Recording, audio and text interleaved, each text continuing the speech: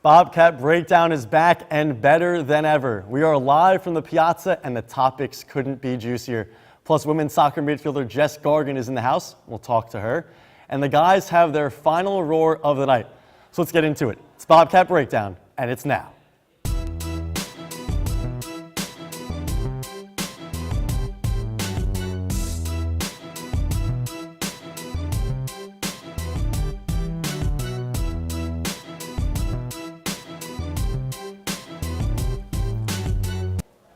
Hello everybody, welcome into Bobcat Breakdown on a Tuesday night, live from the Piazza.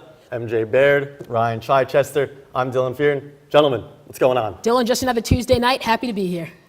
I'm doing all right. I usually like to look my opponent in the eye when I yell at him, but I have the mountain that is Dylan Fearon in my way, so I'll do my best to... I'm the middleman, that's what I'm here, that's what I'm here for. Okay. Should be a fantastic night. These guys going at it and debating. Ready to go? I'm ready, let's do it. Let's do it. We start on the soccer field.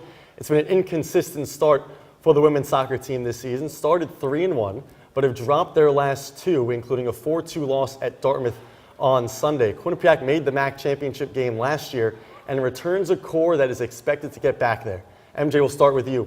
What have been your takeaways from the first 6 games so far? Well, Dylan, I have 3 takeaways so far. The first is that this Quinnipiac team has 2 overtime wins. As you said, this team has dropped their last 2, but if you look back, they won in overtime against Holy Cross and versus Bryant. So overtime wins, I see that as a plus for this team, even if it is early in the season. Second thing is they're playing really good competition. You saw the University of Miami was in here the other day to play Quinnipiac, and that was just a great game. Quinnipiac hung with them for what was almost 75 minutes, and if Quinnipiac can hang with teams like those, I think they can hang with much more teams throughout the MAC. And my third one is that they have great goaltending. So far, what I've seen from Olivia Majewski is all great stuff. 11 saves against, I'll say it again, the Miami. That was a career high for her, and I just think, she had a phenomenal game that time, and I think she can carry this Quinnipiac team far into the MAC postseason. Ryan, your first takeaways, I'm sure one of them's got to be the defense. Yeah, well, they have to stop giving up goals in bunches. It happened against Miami. It happened against Dartmouth. They play good games for a good portion of the game, and then something falls apart, but they're one of the highest scoring teams in the MAC, but what concerns me is that they're at the bottom in terms of shots. So when they actually get some offensive pressure, they convert, but when they're not getting pressure, they're usually taking heavy pressure on the defensive end.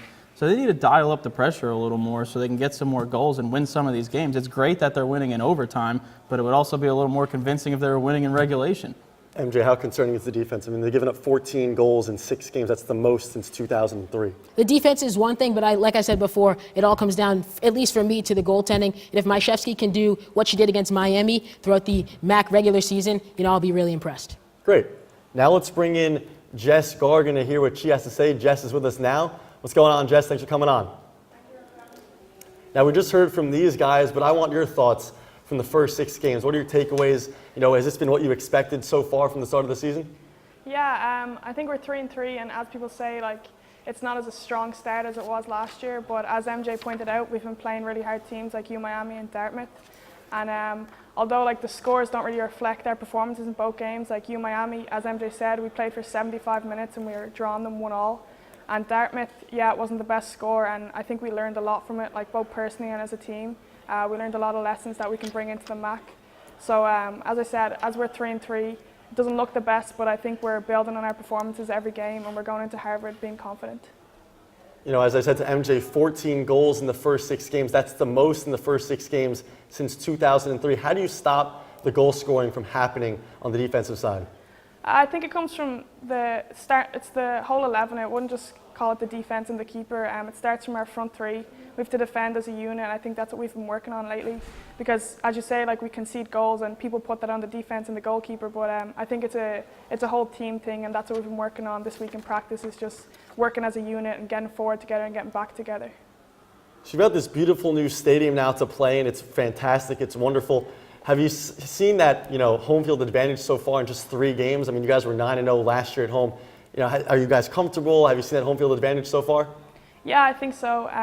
The fact that we had a month of preseason to get used to the field has really benefited us.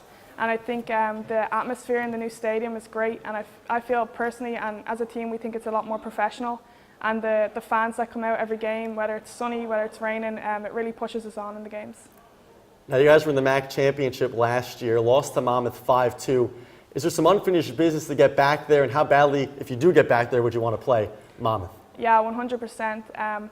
I think it comes from our freshman year. We lost to Siena to even get into the championship, and then last year, our sophomore year, in the semi-final against Siena, it was just that much more better to win them, and I think we're going to bring that this year again if we get to the MAC final, or when we get to the MAC final if we play Monmouth. We know how it feels to lose, and lose badly as well, so the fact that we know that and we've experienced it, we don't want it to happen again. And I think our team are very competitive in that we want to win, so we won't let that happen. Now, one of the newcomers to the team this year is Emma Greco. She played defense to the women's ice hockey team for 4 years. You played defense last year, now in midfield. She's in that back line. Now, what's it been like playing with her? What has she brought to the team so far? Emma has brought a lot, actually.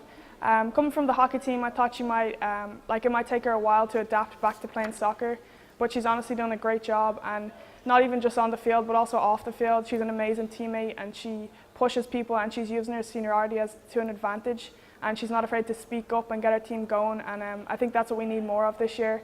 So she's been a great addition to the team, and very strong and vocal, so that always helps us. And finally, Jess, I have to ask this. After the Dartmouth loss, your coach Dave Clark took to Twitter to show his frustration. What do you make of those tweets? Have any players been jokingly mentioning it at practice the past couple of days? What do you make of all that? Yeah, we've saw the tweets and we've been talking about it, but honestly, I think he's right in what he says. Although he makes it sound so simple, it's not always that simple, but he has a point in that.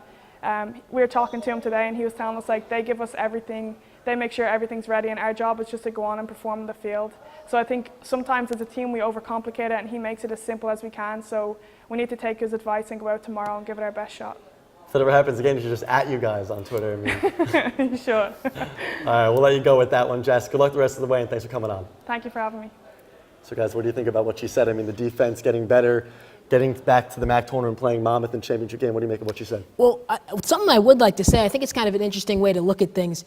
Women's soccer is going to Disney this year. So technically, Quinnipiac could come in last place in the MAC, and they'd still go to Disney, and they theoretically could still make it all the way to the MAC final. So you got to, kind of think of the regular season games as, okay, if we have a bad game, it's not going to hurt us in the long run necessarily. Granted, yes, you want the best seed you could possibly get. However, if you lose one game, you lose 2 games, you go on a 3-game losing streak. Still, you're going to be in Disney at the end of the year, and I think if Quinnipiac and Dave Clark know that, and which they do, and they'll remember that every time they go out there and maybe lay an egg. But you also want to go into Disney with the right mindset, and it's hard to do that when you lose those games, especially tough ones like Miami where you fight so hard against a quality opponent. And they played a great game just up until those last few minutes, so it's so important to have some confidence by winning a few games, and clearly the coach hasn't been happy with how they've been finishing games. He's been doing this for almost 2 decades, so he's got every right to say something like that. But again, it's great that they get to go to Disney, but they want to go in with some kind of momentum. So do you not like that rule where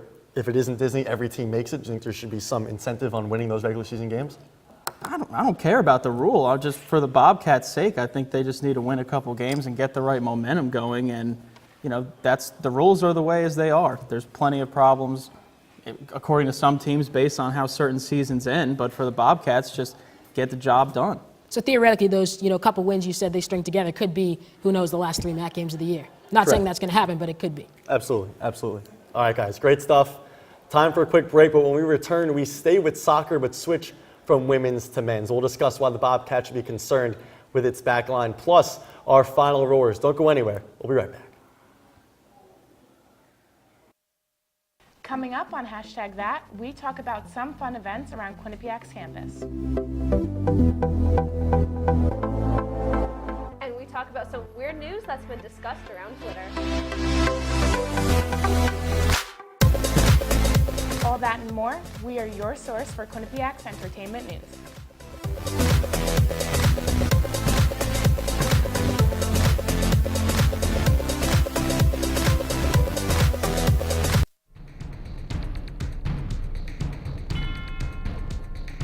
Whether you're on the quad, in your room, or heading to class, tune in to Q30 News. For stories by student journalists you can trust. we are covering the latest here on campus and in surrounding areas. Get the news you need to know every Wednesday night.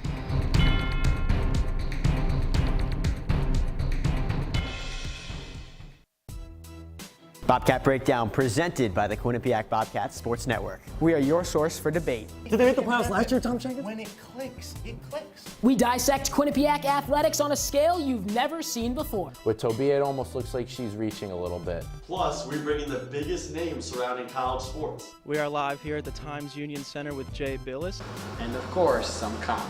But you can only have so much arena food. I think you're crazy. Bobcat Breakdown, Tuesdays at 9:30.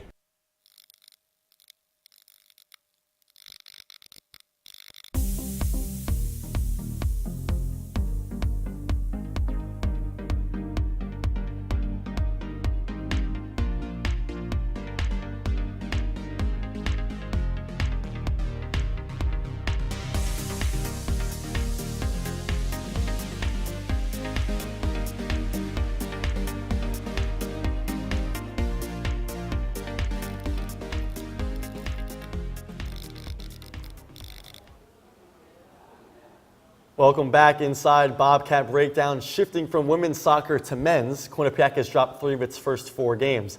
Bobcats have played tough teams like Boston College and UConn and have scored just 1 goal so far in their 4 games. Guys, how concerned are you with the start, especially with Quinnipiac returning most of the core that was a championship team last year? Ryan, we'll start with you. And being the preseason favorites going in. And now, something important to remember is almost all of their all-MAC selections last season were freshmen, so they have a lot of underclassmen who are still adjusting, but they've been shut out 3 of their first 4 games, and they're also 9th in the conference in goals allowed per game. So there's plenty of work to do on both ends. If there was maybe one thing you can point out where they were struggling and has kind of been their Achilles heel, then, you know, there could be a little more positivity. But they have problems on both sides of the ball right now, and they've played tough opponents, but again, that puts a mindset in your head when you can't score any goals. They've only scored 1 all year, so it's tough, and MAC plays just around the corner, so they need to turn it around. What do you think that Achilles heel is, MJ? If I had to say right now, I think that Achilles heel is the back line, and I think Eric DaCosta would agree with me as we talked to him the other day after the Brown game. But just back to the original question for a second, how concerned? I'm concerned, but not on such a level, I think, that I was getting the vibe, at least from Ryan, that he is. Preseason is, I shouldn't say preseason, it's not the preseason. Out-of-conference play is for getting the kinks out, right? Getting ready for MAC play. And Quinnipiac hasn't played a MAC game yet. Yes, I understand. So you can't really say, oh, they're going to come out and play the way they did against the non-conference teams. However, the goal scoring, definitely an issue. They're returning 4 of their 5 goal scorers from last year, Ryan Scheiderman being the only one who wasn't a top 5 point getter last year. And, well, the players aren't really showing like it. Eamon Whalen was fighting through an injury at the beginning of the year. He's back out there now, so I look for him to be that spark that Quinnipiac needs. But none of them are scoring. That's the problem. It's right great that they're returning players, but none of them are scoring.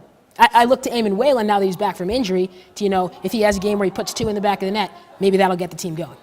Well, he led the team in shots last game, so maybe he's making a bit of a comeback, but there's still plenty of work to do, and they need to play with some emotion. They've looked a little dull, I think. Speaking of emotion, too, just real quick, I think Chris Yakovides has looked pretty good in net. I mean, Absolutely. Aside from that BC loss where Quinnipiac let up 4 goals, no more than 2 goals allowed in a game. So I think, that's pretty impressive in the goaltending end. You know, this isn't odd for the Quinnipiac men's soccer team. Back in 2014, when they won the MAC regular season, they only scored 1 goal in their first 5 games. So I think they're just going to be just fine. They're playing tough teams. But Eric DaCosta is more worried about the back line than the scoring. He says that since they're creating chances, it's okay that they're not scoring goals. It's soccer. Yep. Things happen, But on the back line, there are a lot of problems there, miscues. And he showed his frustration on Friday against Brown. Take a look at this. The boys were sleeping. The boys were sleeping in the first half, and a good team made us pay. But the positive is the second half was very good. A lot of really good things. We didn't score, and we don't deserve to win, and we go home losing. So, MJ, what do you make of those comments? You think the Bobcats will bounce back against UMass Lowell tomorrow? I mean, to me, I don't think the team really has anything, any reaction to those comments. Why, you ask? They're hearing them anyway. They're hearing them before the game. They're hearing them when they're down at half. They're hearing them after the game. That's just another thing that Coach Eric DaCosta is, saying about his team. It's not like they're not hearing it. It's not like he's calling this team out, per se. They're hearing it anyway. So it sounded like a call out.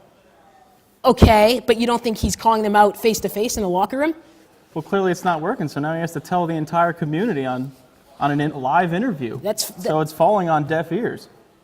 Fair point. Fair point. If they're not responding to his face-to-face, then yes. But I just think, that's another thing this team's facing. Let me pose this question real quick. He said they didn't get off the bus for the first half. Why would a team not get off the bus for a first half against a big game on the road against an Ivy League team when they just won 1-0 in the first game in their own stadium? Why? They're not playing with emotion. Think back to their one win when they scored that one goal. It was against St. Joe's. There was a lot of pushing and shoving, guys standing up for each other back by their own net by Jakovitis when they won that game. And I'm not saying it's productive to go pushing and shoving people, but there was some emotion there, and they won that game. Yeah. They've looked really dull in all their losses, and it shows with no offensive pressure. At the end of the day, we have to understand that they're scheduled tough non-conference games. UConn, Boston College, UMass Lowell tomorrow is a top 25 team. Dylan, I'm going to interrupt you for a second. Just remember, too, all these games are on the road. They won at home. So I'd like to see what they do at home in conference. Correct. And just like men's soccer, another team that's scheduled tough at a conference schedule is field hockey. They're 1-5 on the year, but have played ranked teams Maine and Boston College. Becca Maine clearly trying to get her team ready for its second Big East season. And now to discuss this with us, we bring in field hockey beat reporter Josh Silverman. Great to see you tonight, Josh. How are you? I'm so happy to be here with my man, Brian. I'm happy to be here with you, Dylan. It's fantastic. Hi, Josh. How you doing? You're getting a lot of airtime. You're getting a lot of airtime by the MJ. sports balls yesterday. So look, we talked about it. They're 1-5. They've scheduled tough non-conference schedule. But in terms of the players, who's impressed you the most so far? For me, it's been the two seniors, Dana Barlow and Lauren Belsky. Lauren Belsky's a defender, is tied for the team with 4 points. That's second on the team. Dana Barlow has 5 points. That's first on the team. So they've been doing great work, and especially on the penalty corners, they've been doing great work, and they've just been leading this team. But you got to give a shout out to Becca Maine. I think she's the most valuable person to this team. I've seen like she is already game planning for the way they have to play Georgetown because it's a different surface. That was right after they played Yale. She's already looking for that, and they didn't overlook Yale. They won that game. So she's doing great work, and she's leading this team. Aside from scheduling the tough non-conference, how else do they get ready for Big East play?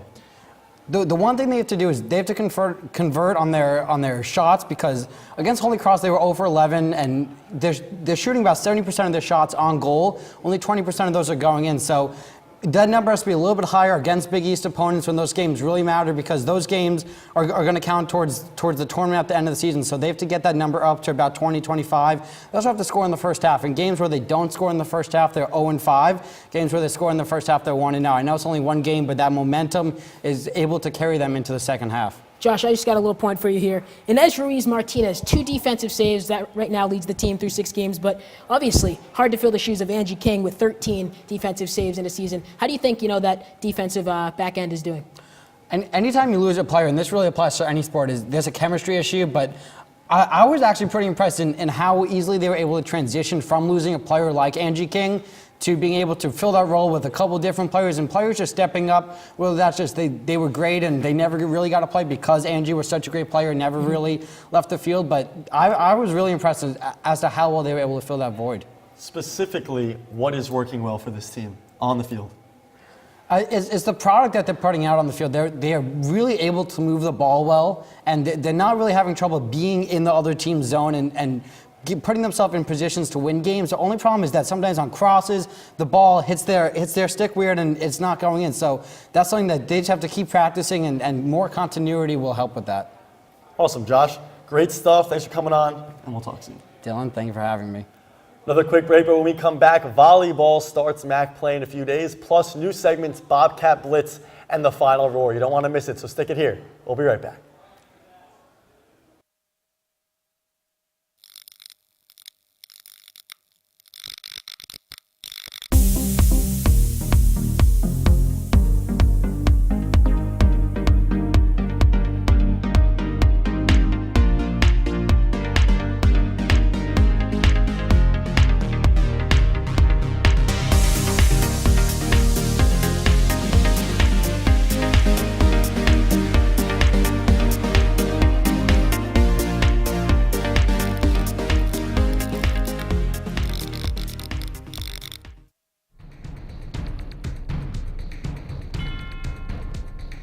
Whether you're on the quad, in your room, or heading to class, tune in to Q30 News. For stories by student journalists you can trust. we are covering the latest here on campus and in surrounding areas. Get the news you need to know every Wednesday night.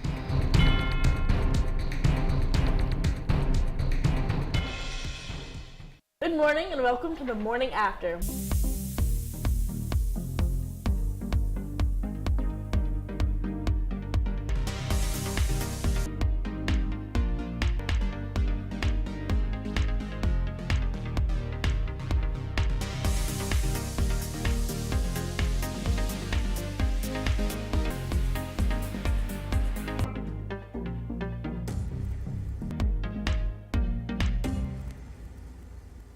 Coming up on Hashtag That, we talk about some fun events around Quinnipiac's campus. And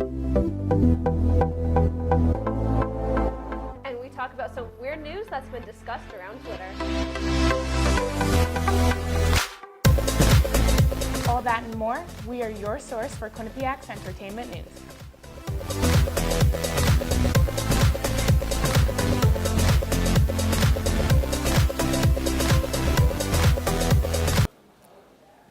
Welcome back to Bobcat Breakdown. All right, guys, it's time for Game of the Week. It's volleyball this week.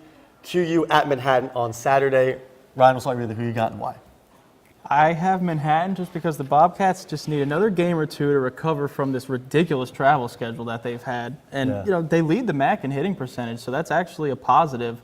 But I think it's just going to take a little more time for them to settle into their routine. They have MAC play coming up soon, but just an awful schedule. They're probably still airsick from all the turbulence they've been dealing with. Jet lag? Yeah. So you have Manhattan, MJ. You going Quinnipiac? I do have Quinnipiac, and I just, looked at the preseason polls. Quinnipiac ranked 2, Manhattan 8th. Those people probably know a lot more about the inside and out of volleyball and how the teams will play it than I probably do. So if Quinnipiac is ranked 6 spots above Manhattan in the preseason rankings, I'm going to take Quinnipiac. Maybe it goes 5 sets, like Ryan said. It's a fair point. This team is probably exhausted from being all over the country, but I got Quinnipiac. Upsets happen in college sports. Well, let me ask you, their 1-12 record, is that indicative of how they've been playing, do you think? Or is that just a tough out-of-conference schedule on the road, tougher than last year? Is that what it is? They've played 2 top 25 teams in a row on the same day across the country. I think that one sentence pretty much sums up how things have been going for the Bobcats lately. Just brutal schedule. Quinnipiac had it was at least 4 or 5 matches that went to 5 sets, so I don't think they're playing horrible. I think they're just getting beat by good teams. And Ryan will have more on volleyball with his final roar. Now it's time for a new segment, Bobcat Blitz. These guys will give rapid-fire answers to questions about fall sports. First up, player of the fall season. Let's get your predictions. MJ, what you got and why? Player of the fall season, I'm going to go with Olivia Myszewski. I was talking about her before, goalie for the Quinnipiac women's soccer team. Quinnipiac, in my opinion, has all the pieces. Nadia Gill, Al Pelletier up front, Jess Gargan as the playmaker, Jess Cascio in the back line, and Olivia Myszewski, that sophomore goaltender. I think she's going to rebound from last year. She gave up 5 goals in the MAC finals before getting pulled against Monmouth. I think if she can rebound on that, in Disney, what better place can make you play better? Ryan. Who's your fall? This one was easy for me. I'm going with Alona Marr, the women's rugby team, reigning M.A. Sorensen Award winner. That's given out to the best rugby player in the country. So you have her coming in for her senior year. She's really going to want to make an impact, trying to get the Bobcats to that three-peat and win that rugby national championship. She had 3 tries in the season opener against Army, and in the second half, when they were looking to pull away, she really put the team on her back. And once she gets going, she's like a freight train. It is impossible to stop her. I was going to go with Nadia Gill. 5 of the 11 goals. She's been killing it, but you say no. No, I just think Myszewski's the bigger piece to this team. Okay. Nadia is there. She's going to score the goals. She's expected to. I think Olivia is just more the question mark. Okay. So now we'll go with coach of the fall season. MJ, you can begin too. I'm going to jump right on the heels of what Ryan was saying. Becky Carlson, 2-time NIRA national champion. You can't contend with a back-to-back champion coach like that. Not only does she know how to recruit, she knows how to coach to a system, and most importantly, she knows how to bring out the best in her players, game in and game out. I think she'll be the best coach this fall, and I do believe Quinnipiac is going to at least contend for that three-peat. Ryan, your coach. I'm going Dave Clark. He's in his 19th year with the team. They're coming off a championship appearance, expected to get back there. And given how long he's been at this, I think he knows what it takes to get his team back. It's a disciplined team. They have the fewest fouls in the MAC. I think that's a reflection of good coaching. And if this guy can save a young girl's life, he can bring his team back to a conference championship game. We've been disagreeing all night. I had the duo of Chad Davis and Chris Saplinski as the coach. Fall coaches? Fall coaches. We'll put an ES in there, Okay. And the final one, the team to go the farthest this season. Ryan, we'll begin with you. Women's soccer, because of that coach. They have Hannah Ryder back. Not back, but they brought her for her freshman year. She was a stud in high school. They have Emma Greco, who we mentioned with Jess Gargan. She is a stout defender, had a really colorful soccer career before being recruited for hockey. I think people don't realize how prolific of a soccer player she was before she decided to go with hockey. So she just needs a little bit of time to settle in. She had that quad injury that's hampered her for a couple games, but she started her first game. It resulted in a shutout, so that was very effective defenseman. I think that's going to help that back line, and that they'll get back to the conference championship. They have Nadia Gill, who we talked about, one of the best goal scorers, and that combo of her and Pelletier can really do damage. So I like the soccer team to get back. MJ. My fall team, I think, is going to be women's rugby, like I just said with Becky Carlson. Let me tell you this, guys. They lost to Dartmouth this past weekend. And I talked to Becky and a couple of the players on Monday, and you would have thought they just lost the national championship. They were not happy. Becky said to me, you know, we will see you again in reference to Dartmouth. They play them again this year. I just think Quinnipiac is on such a vengeance tour after losing this game. Taylor Schuschler said to me after the game, she looked at the scoreboard and couldn't believe they lost that game. So I just think Quinnipiac is going to ride this wave all the way back. And like I said before, to at least contend for this three-peat. Great stuff. I'm writing that stuff down, and we'll get back to it at the end of the fall season. To close out the show tonight, we each have a final roar. I have a feeling these are going to be good. Ryan, let's start with you. All right, let's do it. Bobcats volleyball found themselves on the national stage last year with a historic turnaround, which led to a conference championship appearance. This season, they find themselves in a monumental hole heading into MAC play with a 1-12 record after a strenuous road trip to start the season. However, it's important to realize that their record is much worse than the current state of the team. Last year doesn't have to be a fluke. The Bobcats were all over the country on this past road trip, playing teams like Baylor and Washington State, all on the same day. This stretch has resulted in fatigue, not failure. Once they recover from jet lag, they'll be just fine. Quinnipiac built a new sports complex on the Mount Carmel campus this summer. Men's and women's soccer, men's and women's lacrosse, field hockey, and women's rugby all are playing on the new fields. Combine the new turf complex with the Quinnipiac Sports Center up on York Hill, and Quinnipiac Athletics now has some of the premier facilities in their respective conferences. Ever since the Sports Center opened in 2007, the teams that play out of there have seen increases in success. Better facilities means better recruiting, which leads to winning. Take 2013, for example. Quinnipiac hockey saw both its men's and women's team clinch the NCAA tournament for the first time.